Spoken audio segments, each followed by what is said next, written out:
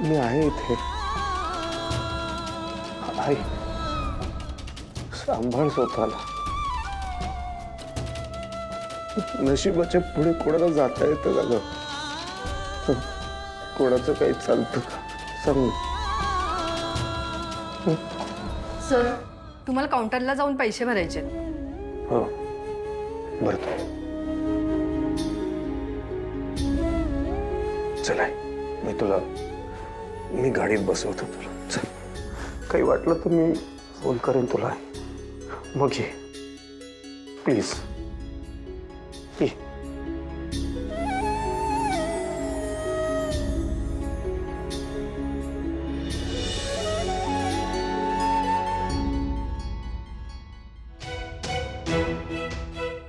ऋषी sir, Rajan काकांना phone केला, सांगितलं त्यासनी?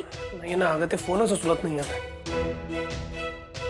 राजन काका इकडं? तुम्ही दोघे इथे काय करताय? काका आजोबा व्हीलचेअर वरून पडलं.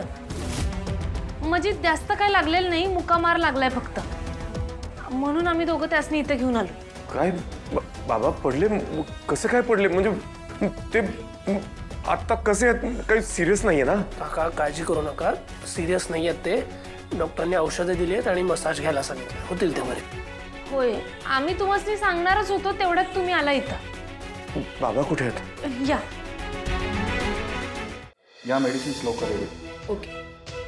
बाबा बाबा बाबा काय होत आहे?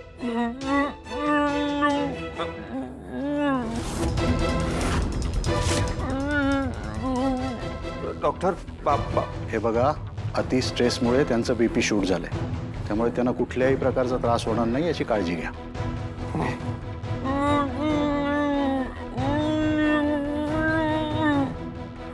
त्यांना आराम करून द्या.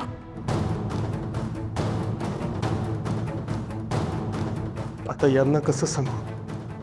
तुमची नात आता या जगात राहिली नाही आणि तुमची सून तिथे मृत्यूशी झुंज देते.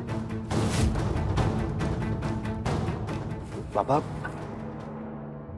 आता बरं वाटतंय का तुम्हाला? तुम्ही बरे आहात ना?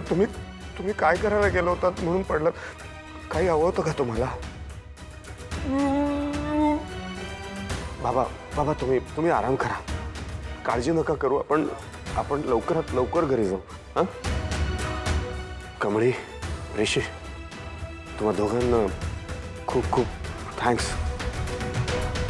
तुम्ही वेळेवर बाबांना इथे घेऊन आलात.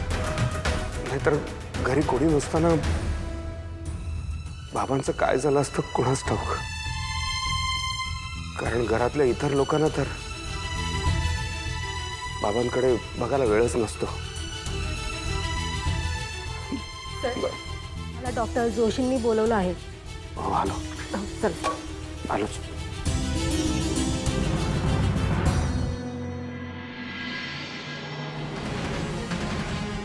जर राजन काकांना हे माहीतच नव्हतं का आजोबा पडलं, तर मग ते इथं का आलेत?